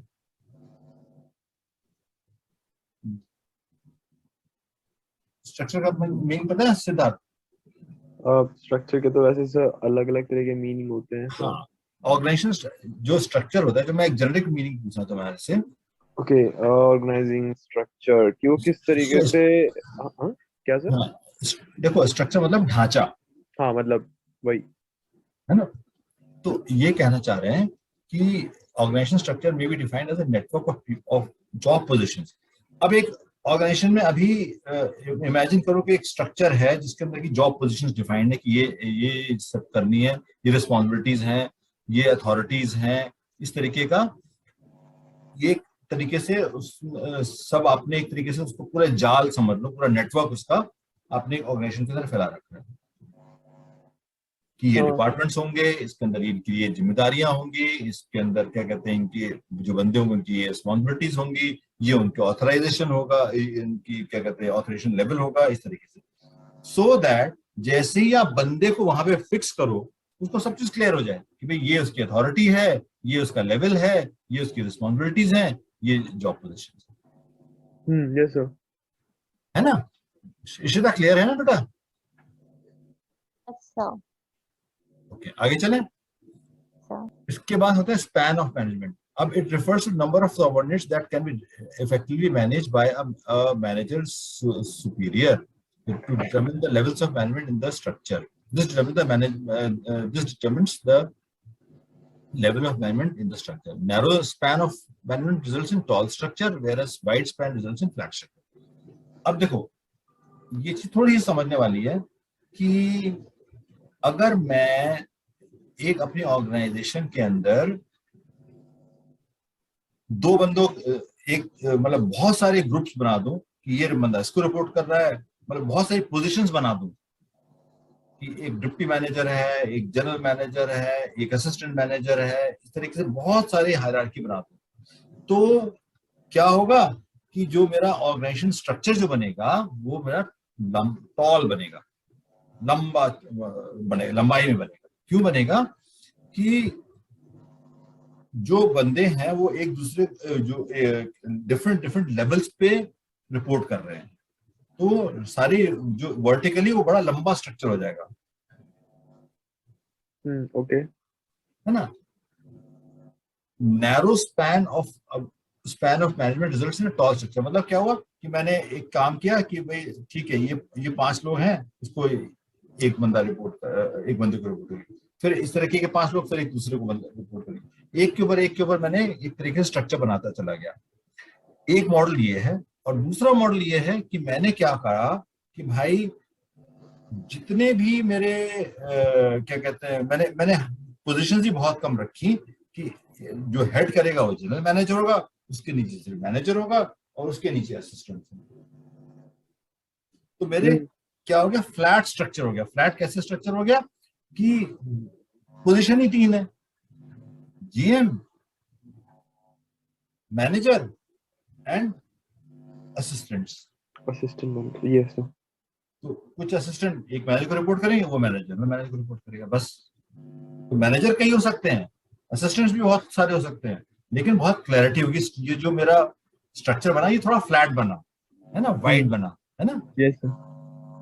इशिता बेटा clear हो गया? अच्छा, ये टाइम कंज्यूमिंग नहीं होता कि सब मतलब ऐसा बहुत सारे लोग हो जाते हैं, इतने सारे मतलब असिस्टेंट और फिर इतने सारे मैनेजर्स? हाँ, टाइम कंज्यूमिंग कैसा मतलब कि फिर अगर मतलब जैसे इतने सारे जनरल मतलब इतने सारे मैनेजर्स हैं, फिर उसके असिस्टेंट है, तो कि अगर किसी को एज अ जनरल मैनेजर से मतलब ऐसा कांटेक्ट करना पड़ेगा, तो फिर असिस्टेंट पहले एक मैनेजर से करेगा, फिर वो मैनेजर एक दूसरे मैनेजर के असिस्टेंट से करेगा। ऐसा काफी ऐसा टाइम कंज्यूमिंग और ऐसा नहीं, किसमें टाइम कंज्यूमिंग कह रहे हैं, नैरो स्पैन में या वाइड स्पैन? वाइड स्पैन में बेटा लिमिट ही 3 है, जनरल मैनेजर और असिस्टेंट। हाँ ओके। तो जो असिस्टेंट किसी को कुछ प्रॉब्लम है वो अपने मैनेजर से बात करेगा। हाँ सर। मैनेजर किससे बात करेगा? जनरल मैनेजर से बात जनरल खत्म। मैनेजर से। तो बहुत फास्ट होगा ये। वेयरएज जो नैरो है उसमें उसमें टाइम लगता है। क्यों? क्योंकि असिस्टेंट है, वो कोई असिस्टेंट काम कर रहा है, वो अपने असिस्टेंट मैनेजर से बात करेगा, असिस्टेंट मैनेजर डिप्टी मैनेजर से बात करेगा, डिप्टी मैनेजर जनरल अपने मैनेजर से बात करेगा, मैनेजर डिप्टी जनरल मैनेजर से बात करेगा, जनरल मैनेजर क्या कहते हैं असिस्टेंट मैनेजर से बात करेगा, और फिर उसका वो जनरल मैनेजर के पास जाएगा। कितनी लंबी हायरार्की है ना। तो उसको बोलते हैं span of management. Ishita clear हुआ बेटा? Yes sir. अब हमारे पास क्या है कि हम जो ऑर्गेनाइजेशन स्ट्रक्चर पढ़ रहे हैं इसकी इंपॉर्टेंस क्या है। तो जो हमारा स्ट्रक्चर है, जो अब तुम स्ट्रक्चर का मतलब समझ गए ना कि क्या कहते हैं, किस तरीके से। ये देखो कि सॉरी, ये जो ऑर्गेनाइजेशन स्ट्रक्चर, इसका मीनिंग क्या है कि पूरा नेटवर्क है जिसके अंदर की जॉब पोजीशंस हैं, रिस्पॉन्सिबिलिटीज हैं, ऑथराइजेशंस हैं, ये सारी चीजें हैं, सो दैट जैसी मैनेजर आए उसको पता चल जाए कि भाई मेरे को क्या करना है। और इसका स्पैन कैसा होता है कि या तो वर्टिकल होगा या हॉरिजॉन्टल होगा, मतलब फ्लैट होगा या होगा। अब इसकी इंपॉर्टेंस क्या है कि structure organise all the operation of business properly and ensures better flow of communication. बहुत इंपॉर्टेंट है। अब जैसे तुम कह रहे थे ना कि भाई कम्युनिकेशन कैसे होगा, बहुत टाइम लग जाएगा। भाई सिंपल हो गया ना, अगर फ्लैट स्ट्रक्चर है तो असिस्टेंट ने अपने मैनेजर को बोला, मैनेजर ने अपने जनरल मैनेजर को बोल दिया। तो क्या कहते हैं, कम्युनिकेशन फ्लो कितना स्मूथ है। तो Yes, sir. अगर स्ट्रक्चर नहीं होगा तो ये कम्युनिकेशन स्ट्रक्चर स्मूथ हो सकता है? No, sir. नो नहीं सर। होगा ना, नहीं होगा ना। तो क्योंकि आपने अपने स्ट्रक्चर में ही डिफाइन कर दिया है कि भाई हमारी ये हायरार्की है, तो कम्युनिकेशन वैसे ही फ्लो करेगा, right? Yes sir. Yes, sir. और दूसरी इंपॉर्टेंस क्या है इसकी? Provide the framework to regulate and coordinate the responsibility of individuals and the department. बहुत ही क्लियर है कि भाई हर एक को बंदे को पता है कि उसको क्या काम करना है, और इसको क्योंकि ऑर्गेनाइजेशन स्ट्रक्चर में हमने क्या किया, हमारे पास रिस्पॉन्सिबिलिटीज होती हैं, हमारे पास अथॉरिटीज होती हैं, ये सब डिफाइंड होती है नहीं होती हैं? ये सब पहले से फिक्स्ड होती नहीं होती हैं? हाँ Yes, सर, sir. हाँ यस सर। वही तो स्ट्रक्चर बनता है। Yes. तो जो बंदा आता है उसको सब चीज बहुत ही क्लैरिटी होती है। वो क्या कहते हैं, ये जो ऑर्गेनाइजेशन स्ट्रक्चर है, ये एक फ्रेमवर्क तैयार कर देता है ना, to regulate and coordinate the responsibilities of individual and the department. Department को कैसे दूसरे डिपार्टमेंट से कोऑर्डिनेट करना है, और एक इंडिविजुअल को कैसे करना है विद इन डिपार्टमेंट। ये क्लैरिटी हो जाती है ना अगर आपका स्ट्रक्चर, ऑर्गेनाइजेशन स्ट्रक्चर स्ट्रांग है तो। Yes sir. A clear idea to know about the work style of an enterprise is known from organization structure. अगर आप किसी ऑर्गेनाइजेशन को देखना चाहते हो कि भी ऑर्गेनाइजेशन का वर्क स्टाइल कैसा है, वर्किंग स्टाइल कैसा है, तो आप उसके ऑर्गेनाइजेशन स्ट्रक्चर को देख लो, आपको पता चल जाएगा कि कैसी है, कि भाई फ्लैट स्ट्रक्चर है, वर्टिकल स्ट्रक्चर है, हायरार्कीज हैं, कितने लोग इन्वॉल्व होते हैं, अगर क्या कहते हैं टॉल हायरार्की है या फ्लैट हायरार्की है, डिपेंडिंग अपॉन आप बता सकते हो कि ऑर्गेनाइजेशन कैसी है वर्किंग स्टाइल से। Organization structure allows correlation and coordination among human, physical and financial resources. Obviously, जब चीज स्ट्रक्चर होगी तो आपका कोऑर्डिनेशन भी होगा, आराम से होगा एक दूसरे के साथ, कि उसको पता है ये काम करना है, वो कुछ काम अगर किसी दूसरे से काम कराना है उसको, तो बताएगा भी ये तुम्हें ये काम करना है। इस तरीके से आपका जो है कोऑर्डिनेशन बढ़ जाएगा। It clearly defines the level of management and span of control under each level. मैंने अभी बता दिया तुम्हें कि भाई आपने अपने यहाँ ऑर्गेनाइजेशन स्ट्रक्चर का अच्छा बनाया है तो आपको लेवल्स ऑफ मैनेजमेंट डिफाइंड हो गए। जैसे मैंने एक लेवल बताया तुम्हें, वर्कर असिस्टेंट के ऊपर एक मैनेजर, मैनेजर के ऊपर जनरल मैनेजर, एक तो ये हो गया। एक लेवल क्या है कि भाई क्या कहते हैं, असिस्टेंट के ऊपर एक असिस्टेंट मैनेजर, मैनेजर के ऊपर एक डिप्टी मैनेजर, डिप्टी मैनेजर के ऊपर एक मैनेजर, फिर इस तरीके से जीएम लेवल की हायरार्की। तो बहुत लंबी हायरार्की होगी ना। तो डिपेंडिंग अपॉन ऑर्गेनाइजेशन लोग अपने हिसाब से ये चीजें बहुत ही क्लैरिफाई कर लेते हैं पहले, और उसी स्ट्रक्चर को बनाते हैं, तभी बंदों को उसमें फिट करते हैं। बेसिकली आप ऐसे समझ लो कि आप ऑर्गेनाइजेशन स्ट्रक्चर बनाते हो, सब चीज डिफाइन करते हो कि भाई ये पोजीशन होगी, ये रिस्पॉन्सिबिलिटी होगी, ये ऑथराइजेशन होगा उस बंदे का, ये अथॉरिटी होगी, नॉट अथॉरिटी होगी उस बंदे की, ये इसकी पावर्स होंगी, इस तरीके से होगा ये। तब बंदे आके उनको, जो उसके अंदर आते हैं, जो लोग आते हैं, उनको सब कुछ क्लैरिटी होती है, तो कम्युनिकेशन लाइन भी क्लियर होती है, उसके अंदर लेवल्स भी क्लियर होते हैं, उनको पता है कि उनको किसको रिपोर्ट करना है, ये सारी चीजें। तो ये इंपॉर्टेंस है इसकी। समझ गया बेटा? Yes, sir. क्लैरिटी है Siddharth? Yes sir, yes sir, yes sir. अब हमें बहुत थोड़ा जल्दी थोड़ा करना पड़ेगा आज। मैं और ले लेता हूँ 10 मिनट क्लास, है ना। फंक्शनल स्ट्रक्चर यार मैं सोच रहा था खत्म करूंगा, पर शायद अभी इतना हो नहीं पाएगा। अच्छा, अभी तुमने मैं बताया था फंक्शनल स्ट्रक्चर और एक डिविजनल स्ट्रक्चर, दो स्ट्रक्चर बताए थे ना मैंने। In Yes, functional sir. Structure activities are grouped and departments are created to the business specific functions to be performed. और डिविजनल स्ट्रक्चर में क्या था? सर वो जो प्रोडक्शन अलग अलग चीजों का होता है उसमें डिविजनल फंक्शन लगता है, मतलब जो भी है वो मतलब कैसे बताऊं, हाँ बोलो। मतलब जैसे अगर कोई कंपनी एक ही टाइप का प्रोडक्ट बनाती है तो उसको जो उसकी जो नीड है वो सिर्फ फंक्शनल क्या कहते हैं वो स्ट्रक्चरल की है, हाँ। बट जो as a different kinds of एकदम अलग जॉनरा का टाइप का as a different types of ऐसे आर्टिकल्स अपना प्रोडक्शन वो करती है प्रोडक्ट, तो उसको एज अ डिविजनल स्ट्रक्चर चाहिए। हाँ, क्योंकि है ना, अलग हाँ बिल्कुल ठीक है। Divisional structure is formed by creating a set of autonomous units or divisions which are coordinated by central. Autonomous का मतलब पता है बेटा? ऑटोनोमस का मतलब होता है इंडिपेंडेंट, अलग उनका वो यूनिट अलग की होती है। जैसे मैंने गॉडरेज का एग्जांपल दिया कि एक यूनिट उनकी है जो कि लॉक्स और अलमीरास बनाती है, एक यूनिट उनकी है जो कि रेफ्रिजरेटर्स और क्या कहते हैं एयर कंडीशनर वगैरह बनाती है। यस और नो? और ये सारी कौन गवर्न करते हैं, कहाँ से कहाँ, ये किसको रिपोर्ट करते हैं? ये सेंट्रल हेडक्वार्टर्स को, जहाँ पे लोग बैठे हुए हैं सारे बिजनेस को देख रहे हैं, तो उनको रिपोर्ट करते हैं। क्लियर हो गया? Yes sir. ठीक है, चलो अब हम इसका एक वेरी क्विकली ये कंपैरेटिव व्यू देख लेते हैं कि basic basis of difference, meaning and concept. Functional क्या है? It refers to job similarity nature. जैसे मैंने बताया कि भाई क्या कहते हैं, सबकी जॉब सिमिलर होगी। डिपार्टमेंट जैसे एचआर का फंक्शन है, उनमें उनकी एक जॉब डिफाइंड होगी, एक आईटी का होगा, एक प्रोक्योरमेंट का होगा। वेयर एज इसमें जो क्या कहते हैं ग्रुप्स बनते हैं, it refers to grouping of jobs of one product under one department. मतलब ये हुआ कि वन प्रोडक्ट मतलब सेट ऑफ प्रोडक्ट भी कह सकते हो, एक प्रोडक्ट भी हो सकता है, सेट ऑफ प्रोडक्ट भी हो सकते हैं। कि डिविजनल स्ट्रक्चर में जैसे तुमने बोला ना कि लॉक्स वाले डिपार्टमेंट की अपना ही एचआर होगा, अपना ही उनका जो क्या कहते हैं प्रोडक्शन होगा, अपना ही उनका सेल्स होगा, है ना? तो grouping of job of one product under one department, है ना? डिविजनल में यही तो होता है। Yes sir. ठीक है ना? क्लैरिटी हो रही है?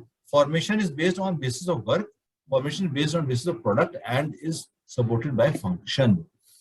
अब क्या है, जो फंक्शनल स्ट्रक्चर है उसके अंदर जो फॉर्मेशन है उसका वो बेसिस ऑफ वर्क के है। मतलब क्या हुआ कि एचआर का फंक्शन जो है वो पूरी कंपनी में उन्होंने क्या कहते हैं जो एचआर का फंक्शन है वो उसको फंक्शनल स्ट्रक्चर में सिर्फ एचआर का ही काम करेंगे।